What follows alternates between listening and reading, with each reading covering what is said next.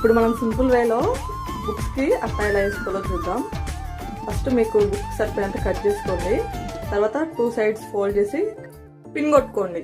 ఆ మధ్యలో జాయింట్ ఉన్న దగ్గర దాన్ని కొంచెం పైకి లేపి ఆ అట్టాన్ని దాని కిందికనండి. కిందికన్న తర్వాత ఈ 2 సైడ్స్ ప్రాపర్గా ఫోల్డ్ చేసుకొని పిన్ కొట్టుకోండి. దీనివల్ల ఏంటంటే మనకి సిజర్తో కట్ చేసే పని లేకుండా డైరెక్ట్గా వేసుకోవచ్చు. కొంచెం నీట్గా ఫోల్డ్ చేసి 2 సైడ్స్ పిన్ కొట్టుకోండి. అంటే నా ఓన్ ఏం కాదు, నేను కూడా యూట్యూబ్లోనే చూసా. సో మీకు యూస్ఫుల్ ఇది. ఇప్పుడు అంతా బుక్స్ కట్టాలు వేసుకునే టైం కాబట్టి మీకు యూస్ఫుల్ అయిద్దని చెప్తున్నా.